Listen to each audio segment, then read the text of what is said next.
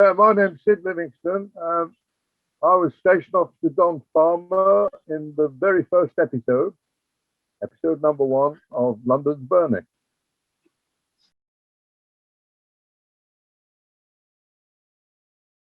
How did I get cast? It was the casting director. I can't remember the name of the casting director, but I got in touch with my agent and I went along for an interview. I actually went to see the director on location in Greenwich.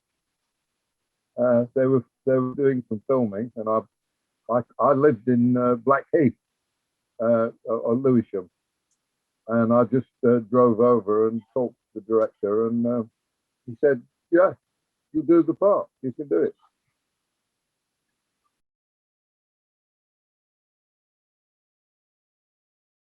Oh well, of course. I mean, everybody likes to have a long-running series, don't they? Yeah, but I was very busy at the time because I was working in the theatre in London. So my scenes had to be shot middle of the day so that I could get back to the West End for the theatre in the evening.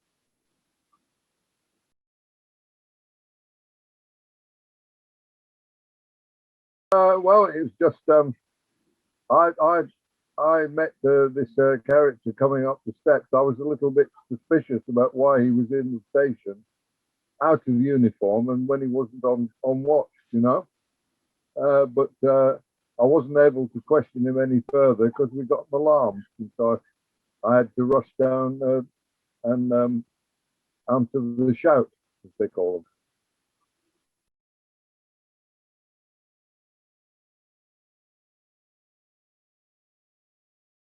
That was the only one. Yeah, I did know Mark Arden because I'd taught Mark Arden at Guildhall School before he graduated. I'd taught him text and acting, and also I directed him in a production of Oh What a Lovely War. So I knew Mark from Guildhall, but I didn't have any. Obviously, I didn't have any scenes with him at all. In fact, I don't think he was there that day filming at all.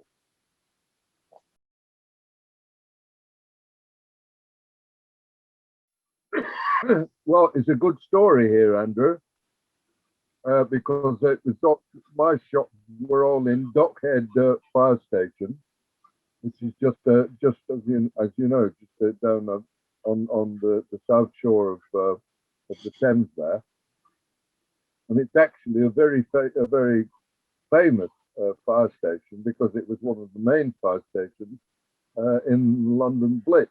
For many years now, I've lived by the coast and I sail boats. But the chap who taught me to sail was a man called Buster Brooks, and he was deputy chief fire officer for London Fire Brigade, would you believe? But he's an Essex man, and I knew him through his daughter Glynis, who's now the mother of my godchild. But Buster had spent his life in the fire brigade, and he was in fact he was a fireman in the Blitz, you know, and what they went through then. But his station was Dockhead, so he was actually stationed at that fire station throughout the Blitz. So there's a big connection there. It was, and I took some photographs, and he was fascinated. But he'd been all his life a career fireman. As I say, he was deputy chief fire officer for the whole of London Fire.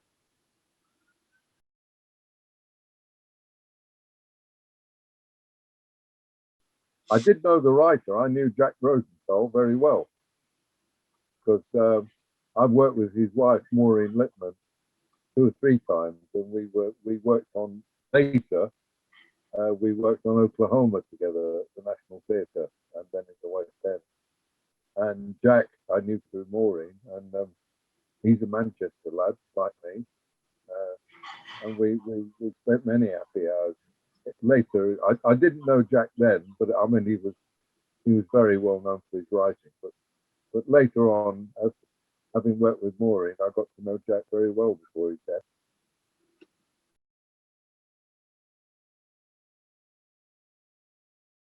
No, no, not at all. No, no. He was a very good writer, Jack. But, any subject he cared to write. You know, he started on Coronation Street years ago in Granada.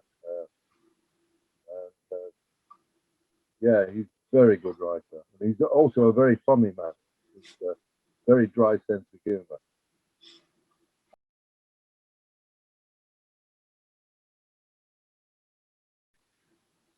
I mean, like any location filming, you'll go before you do the job. You know, you'll normally have an appointment to go to the costume for a fitting.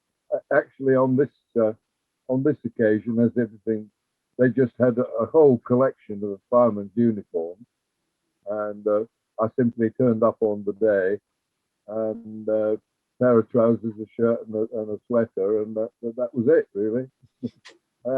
Wasn't much makeup, so I didn't need any makeup really. I was just, they just check you over and give you a bit of a dusting so your face is not shiny on camera.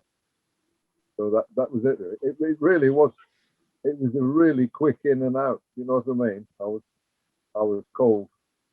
I think I was cold about 8 o'clock in the morning, and had a bacon butty when I got there, and met the director, and then you go to the makeup and the wardrobe, and I literally I was finished by late lunchtime. I was on my way home.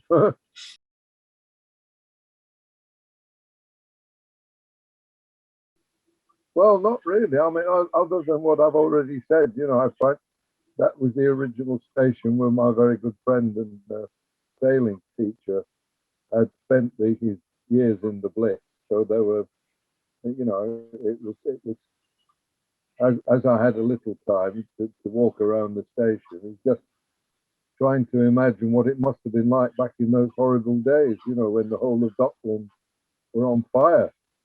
And these brave lads were sort of, you know, not with the modern kind of equipment we've got today, you know, but the old fire engines, and they luckily they were by the Thames, so they could run their hoses and pump from the river, you know. But it must have been horrific out there. It must have been awful. But and you know, just trying to imagine what it must have been like whilst I was there. That was all really.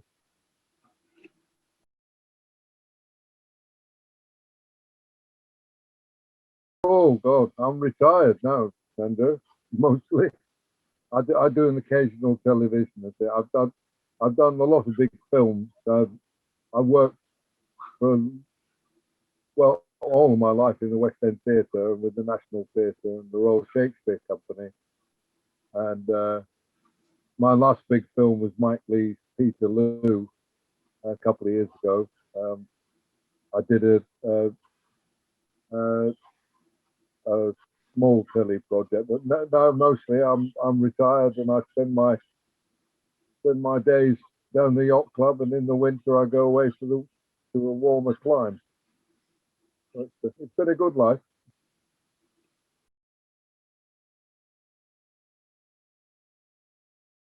Oh yes, yes. Well, it was short. It was live. That was a whole day. That was a whole. I think it was something like 14 hours live. We started in the morning and it went on. Yes, it was shown on the day. You can still see it on YouTube, I believe. But that was a fascinating program. That was very interesting. We had to be on Osey Island for a whole week because it was flat bang in the middle of the COVID, of course, and we had to have tests every day. But yeah, that was very interesting. Yeah,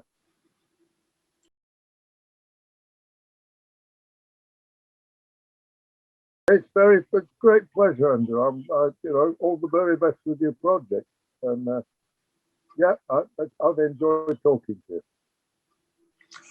Excellent. Take care.